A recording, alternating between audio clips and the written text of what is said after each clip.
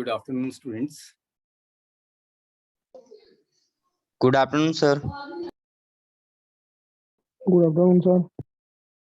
Third class of fabric analysis lab. This is third turn of fabric analysis lab for B section,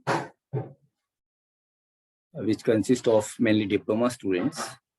And in this batch, most of the students have already gone through this subject and they know much more about these things, but still to revise and still to introduce the way we are performing the practicals in this semester in this subject.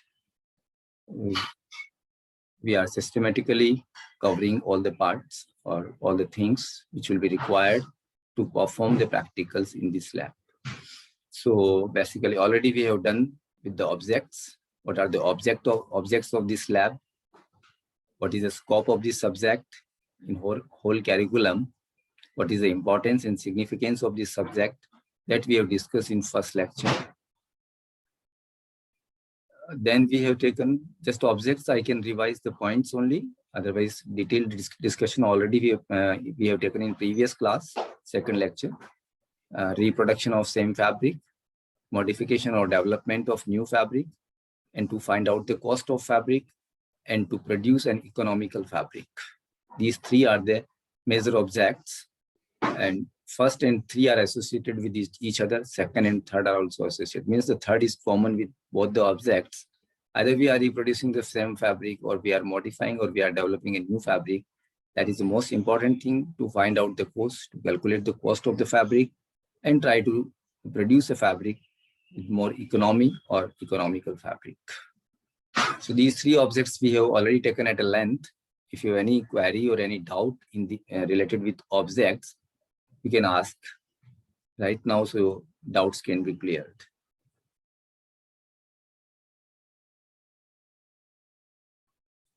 It means there is no doubt, so we are moving further. Apparatus, already you know about these apparatus, and we will discuss later on when we will demonstrate all these things, all these how we analyze the analysis process. At that time also, we will discuss about this apparatus and all these things, and we will make some videos to show how we analyze, to demonstrate you how we do the process of analysis of different parameters. Before that, again, I would like to repeat all the parameters, and before I repeat these parameters, I would like to ask you how many parameters, what are the parameters we have discussed in the last class.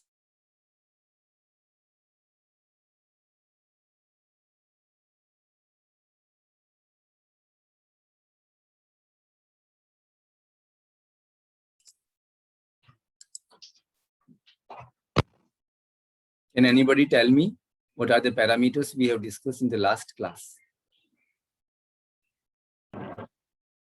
So we have discussed 15 parameters, 15 to 16 parameters, sir. I keep the exact number. Please note down in your notebook. You have the notebook and pen with you? Whenever Yes, you come, whenever you join the class, please keep one graph paper, one register, and one pen or pencil with you. So whenever I want to dictate something, you can do that one. So please note down with the numbers also. आप serial number mention करें. Total 17 parameters. Right? So first, finished EPI.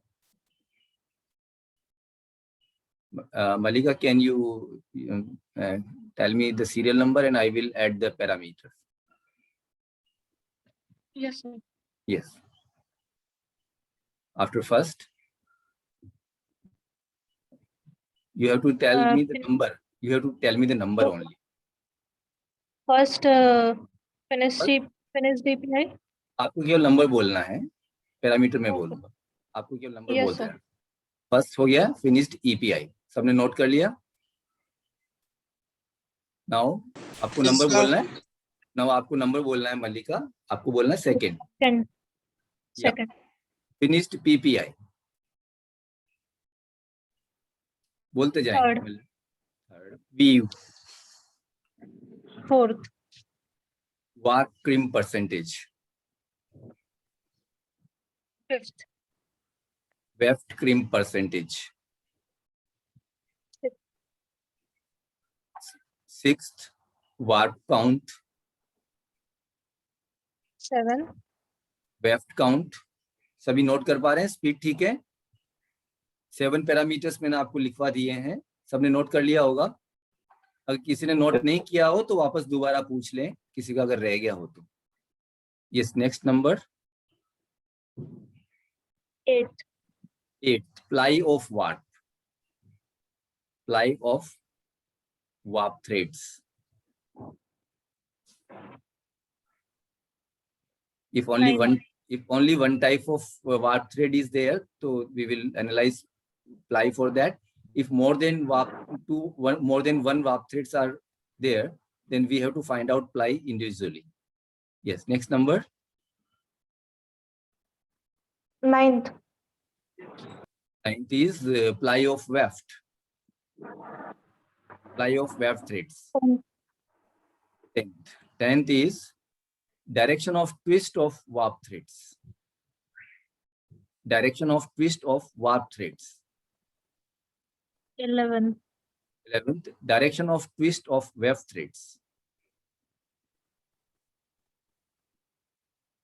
12th. 12th, GSM.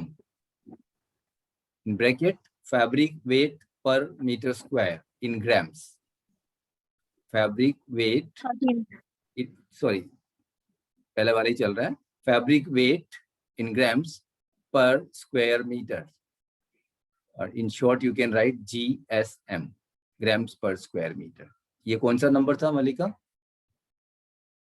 GSM? Sir, ये 12th था। 12th है, तो next is 13th.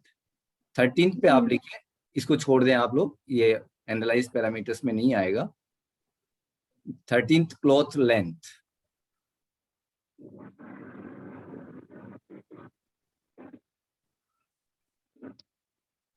Number 14th, cloth width.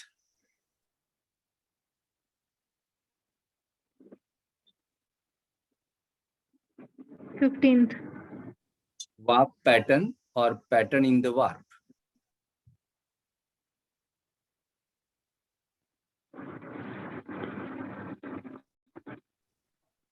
Next, 16th. pattern in the weft or weft pattern.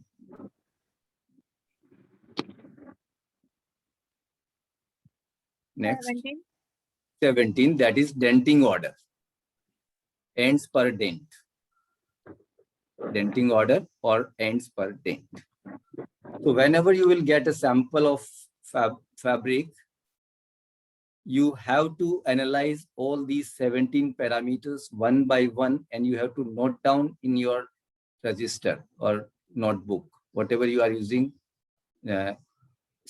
separately for fabric analysis lab. And at least 20 to 30 pages are required in that register, so plan accordingly. So these 17 parameters should be on your fingers, your tips.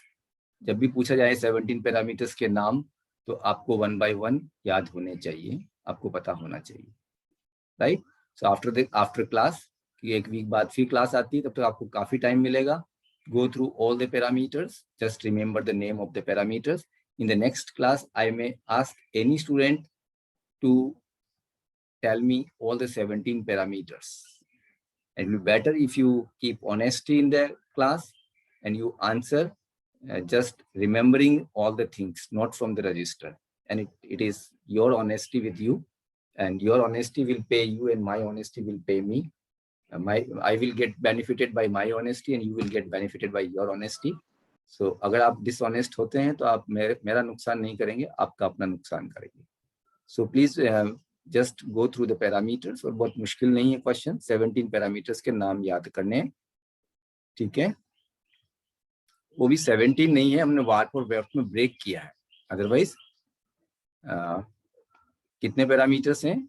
8 को हमने छोड़ दिया है, तो there are only 10 parameters, but warp weft करके वो total 17 होता है। कहीं कहीं डबल में जा रहा है, इसलिए 10 की जगह 17 हो रहा नंबर। ठीक है, तो 10 पैरामीटर्स याद रखना मुश्किल नहीं है। ठीक है, so how we analyze all these parameters, that is the most important task which we have to perform in this lab repeatedly for number of samples, and that you have to do throughout the life if you are going to work in this industry, in this department. So these 17 parameters, the process of analysis, the method of analysis is very important. So now we are taking the most important topic, that is methods of fabric analysis. And because the fabric constituted by two types of threads, two series of threads, warp threads and weft threads. So at first place, we have to find out which is warp threads and which are warp threads and which are weft threads. That is the most important task before starting the main job, the analysis of analyzed parameters, analysis of analyzed particulars. And for that, we are using few methods in a sequence, and we are taking them in a sequence, how we have to proceed step by step. So in that, topic is identify or identification of warp and weft. कौन सी direction में warp है और कौन सी direction में weft है. For that, we are using different methods, many methods, but some methods are specialized method, which are applied, specific methods, which are applied for specific samples only.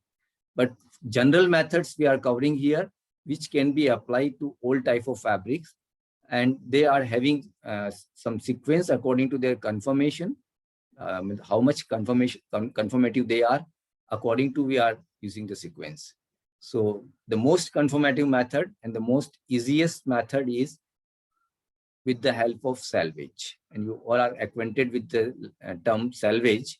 The edges of the fabric are known as salvage, and salvage are always found in the fabric or constructed in the fabric parallel to salvage, parallel to warp. So if we have to find out which is warp direction and which is weft direction, and if in the sample salvage is given, आपको जो sample मिला है, given sample में अगर salvage हैं, तो it is the most confirmative and most easiest method कि जिस डायरेक्शन में सैल्वेज हैं, जो थ्रेड्स सैल्वेज के पैरेलल हैं वो वार्प थ्रेड्स हैं, और जो थ्रेड्स सैल्वेज के परपेंडिकुलर हैं वो वेफ्ट थ्रेड्स हैं. So that is the easiest and most conformative method. So there is no need to discuss in detail about this method. Second one is the most important and most widely used method, because most of the samples are which you are getting are not having salvage, and the salvage is not present. In that case, you cannot apply the first method.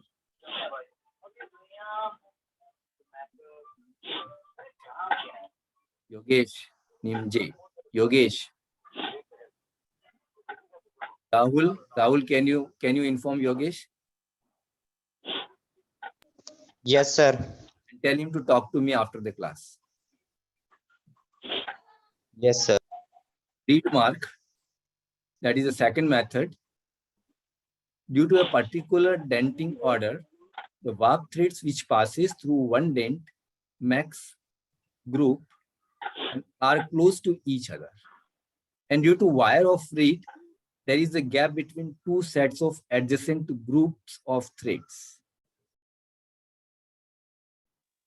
What do you mean by this paragraph? Can anybody get the meaning?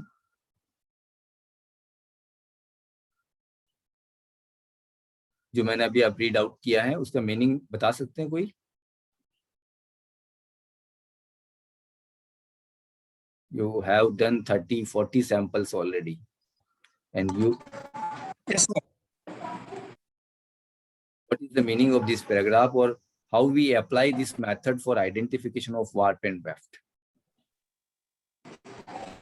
Sir जो denting order होता है 2 ends पर dent या 3 ends पर dent, तो जो 2 ends जो एक साथ में रहता है उसमें एयर गैप नहीं रहता है, और जो डेंटिंग और उसके बाद जो रहता है 2 एंड्स के बाद जो रहता है थोड़ा सा एयर गैप रहता है, जिससे ऐसे सनलाइट में देखेंगे तो पता चलता है।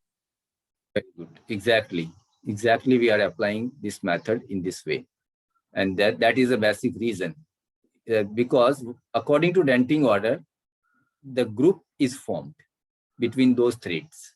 Like अगर 2 का denting है तो उन 2 threads जो एक ही dent से pass हो रहे हैं, they will be close to each other and they will make a group. Then जो next 2 pass हो रहे हैं, they will make a group and they will be very close to each other, and there will be no gap between these 2 threads. अगर 3 का है तो इन तीनों में grouping हो जाएगी and they will be very close to each other, और उनके बीच में गैप नहीं रहेगा. बट जो फर्स्ट 3 हैं और जो नेक्स्ट 3 हैं, फर्स्ट 3 में गैप नहीं होगा और नेक्स्ट 3 थ्रेड्स में भी गैप नहीं होगा, बट उन दोनों के बीच में जो रीड वायर होगा उसकी वजह से उन दोनों के बीच में गैप होगा. And even after processing and finishing and contraction of the fabric, after these processes, still a slight gap remains, and if you observe the fabric in sunlight or strong artificial light, taking the sample in front of your eyes and from other side the sunlight or other light is coming, then you observe minutely this sample in the sunlight or in artificial light, the light will pass through that gap and a straight line, watt-wise some straight lines will be there.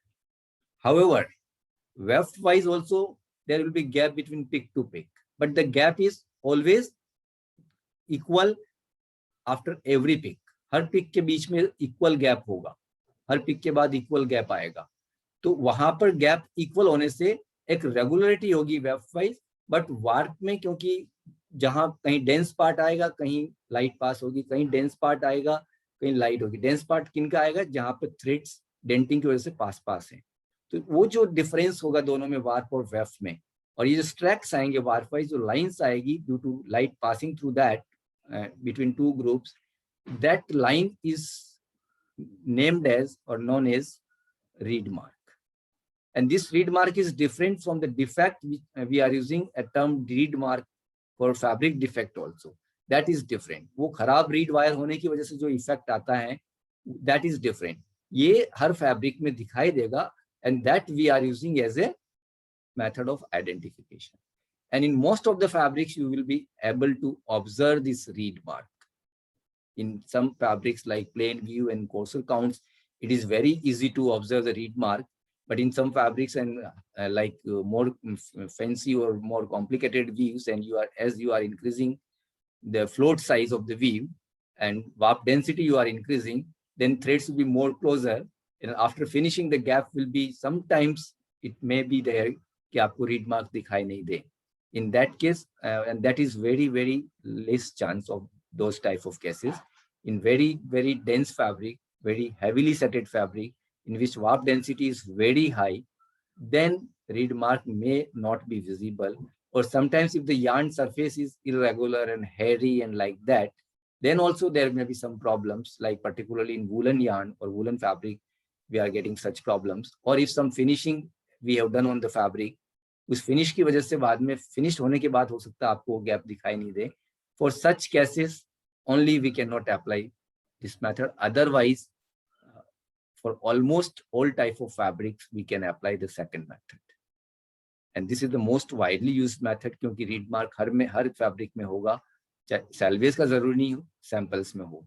If we are getting a fabric sample from market and we are cutting them into different small pieces, तो कुछ pieces में salvage present होगी, बाकी में नहीं होगी.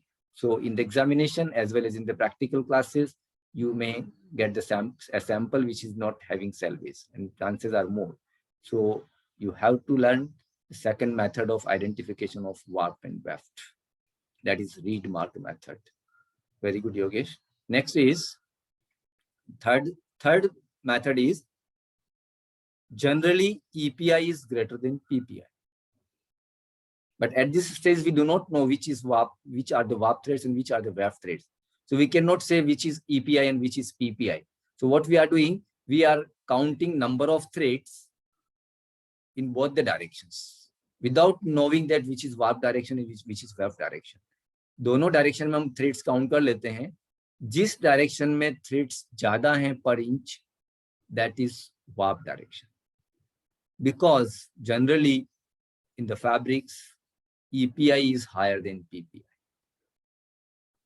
And the reason is given here why we are going for higher EPI as compared to PPI. Because whenever we are going for set theories and whenever we are calculating EPI and PPI for a particular fabric which is having a particular count and particular weave and particular characteristic, EPI and PPI is calculated with the help of set theories. In set theories, we are having some, we are giving some inputs. According to that, we are getting EPI and PPI, and whatever the EPI and PPI we are obtaining by set theory, that is square set. Square set means set here.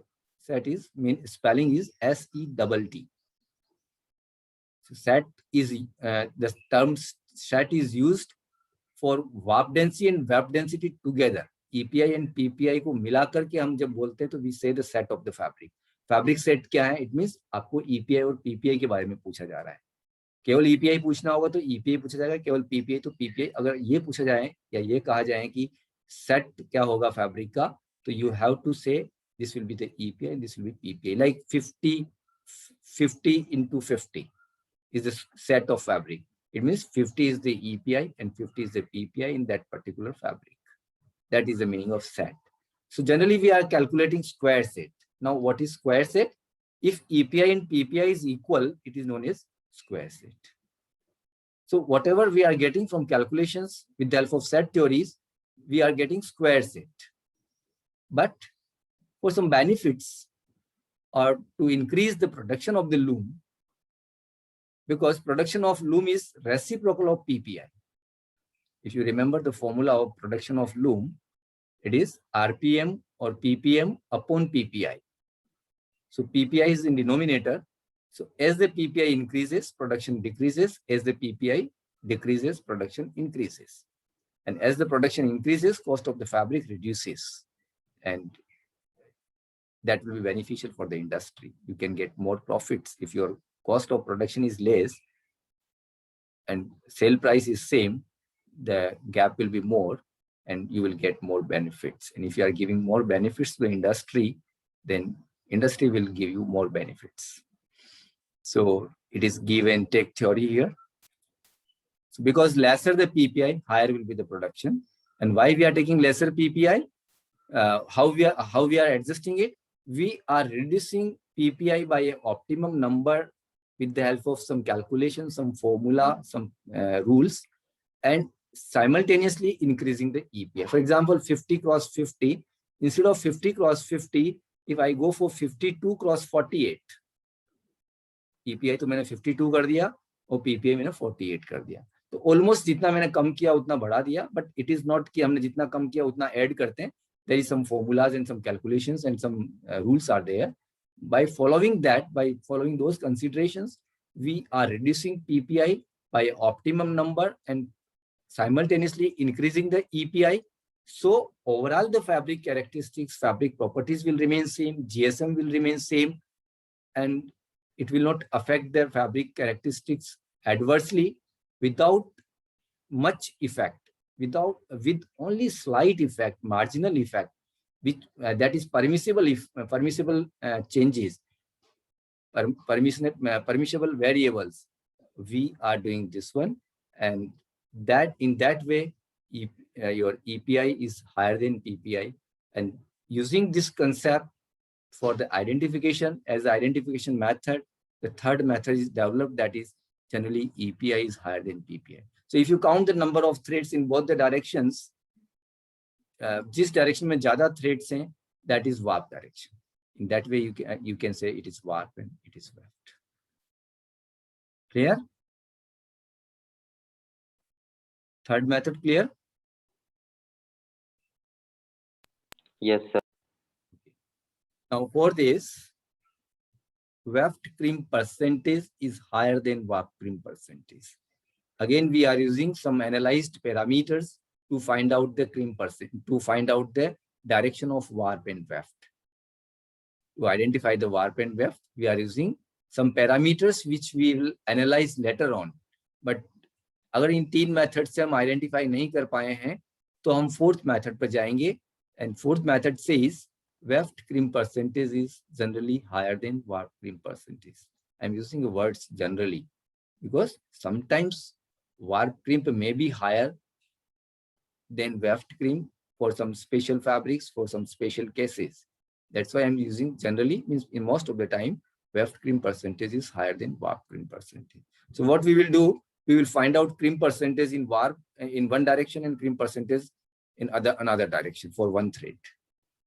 और जिसका cream percentage ज्यादा है जिस thread का, वो weft होगा, और जिसका क्रीम परसेंटेज कम है वो वार्प होगा. That is a 4th method of identification. But here we should understand why weft cream percentage is higher than warp cream percentage. Reason is warp threads are at high tension as compared to weft. You all know about this point, because warp threads are positively controlled with the help of let-off mechanism and tack-up mechanism. And always a constant tension is maintained on the warp threads, on equal and constant tension throughout the width and length of the fabric maintained.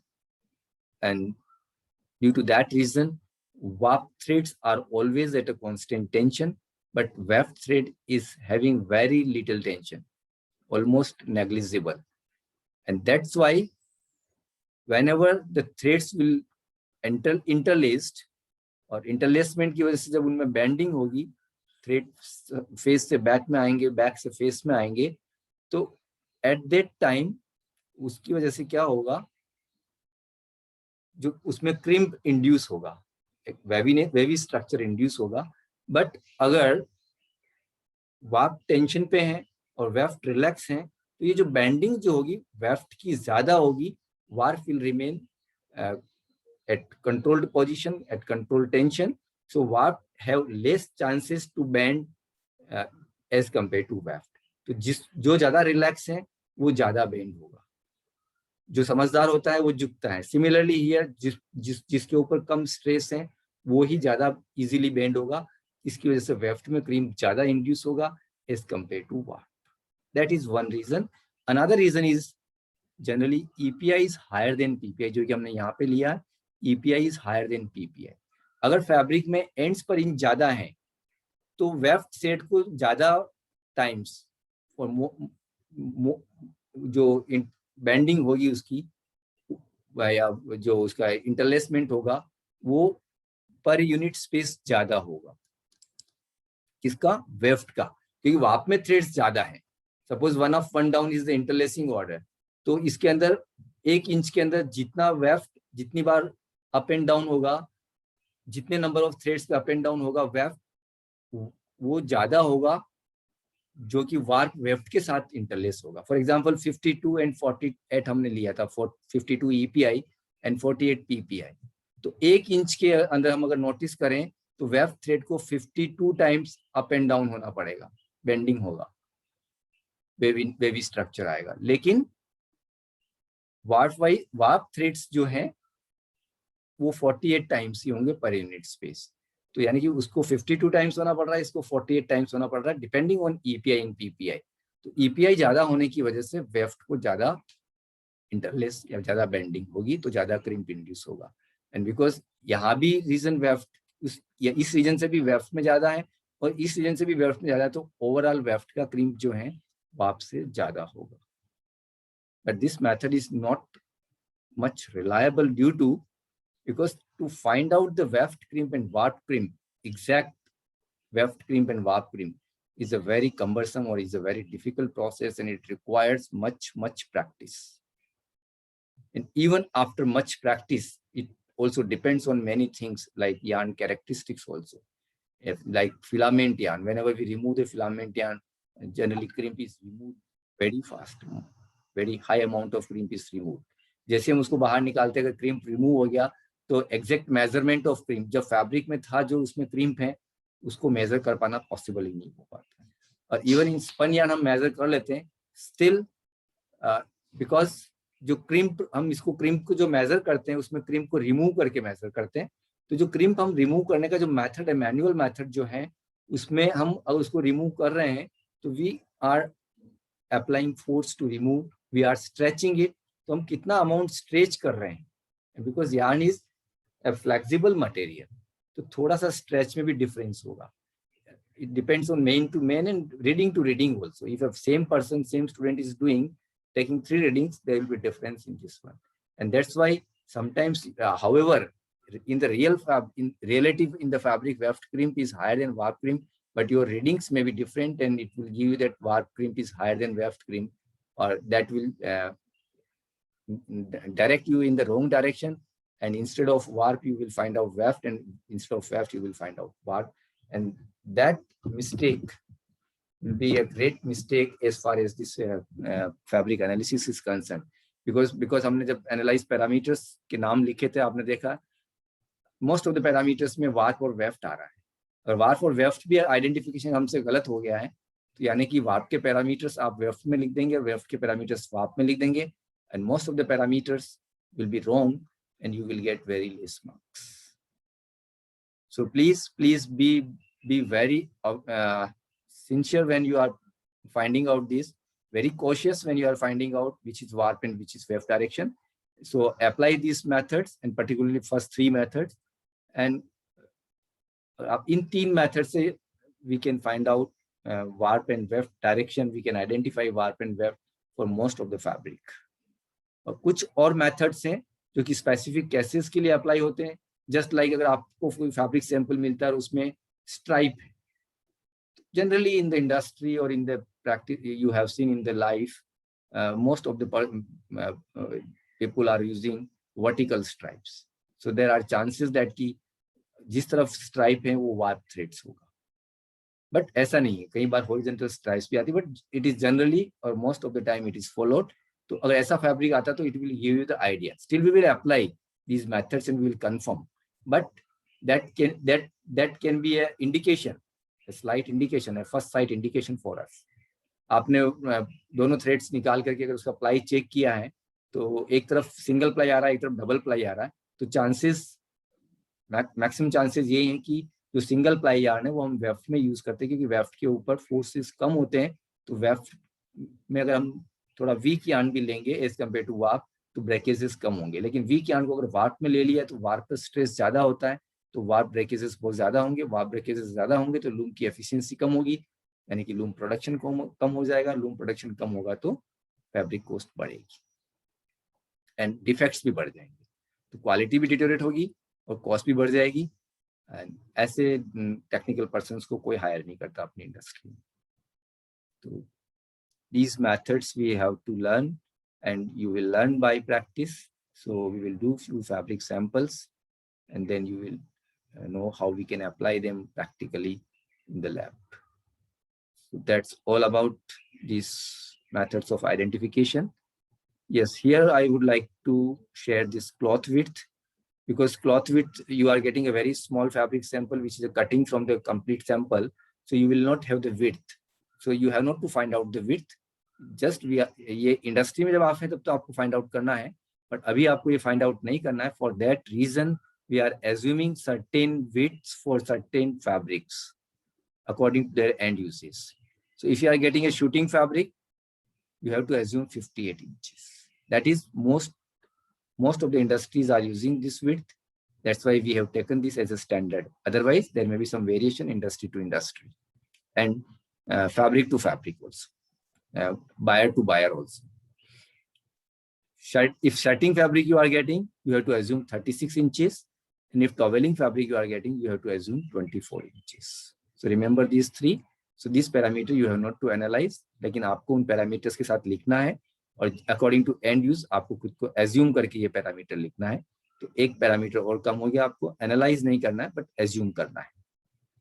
warp pattern और web pattern है. अगर simple fabric है, जो कि अभी आप जो आपकी कॉलेज यूनिफॉर्म है खाकी, उसमें यूज करते हैं, जो प्लेन फैब्रिक्स आप पहनते हैं, तो उसमें वार्प भी एक ही कलर का और वेफ्ट भी एक ही कलर का, इसका मतलब पैटर्न नहीं है, तो आपको ये पैरामीटर भी एनालाइज नहीं करना है. अगर वार्प में पैटर्न है तो केवल वार्प का पैटर्न एनालाइज करना है, केवल वेफ्ट में तो वेफ्ट का करना है. कोई चेक फैब्रिक है और दोनों में पैटर्न है तो दोनों को एनालाइज करना है. दोनों पैटर्न सेम है, सेम भी हो सकते हैं, डिफरेंट भी हो सकते हैं. Similarly, cloth length भी आप measure नहीं कर सकते हैं because you are getting a very small sample and depends on the buyer. Buyer के ऊपर depend करता है. एक buyer को 400 मीटर चाहिए, एक buyer को 300 मीटर चाहिए और थर्ड buyer को 300 मीटर चाहिए. तो तीनों को ऐड करके हम 1000 मीटर लेंथ लेंगे फैब्रिक का. तो उसके अकॉर्डिंग ये डिसाइड होगा. तो अब हमारे पास तो कोई बायर है नहीं, we are doing in the lab all this practicals. तो आपको यहाँ पे क्या करना है, क्लॉथ लेंथ को 1 मीटर एज्यूम करना है. रिमेंबर दिस, बार बार ये नहीं बताएंगे. हर फैब्रिक में क्लॉथ लेंथ आपको 1 मीटर लेना है, cloth width according to end use लेना है. बाकी सारे पैरामीटर्स हमें एनालाइज करने हैं. Fabric weight per running metre we will calculate from this. So इसको हम एनालाइज पैरामीटर में नहीं लेंगे.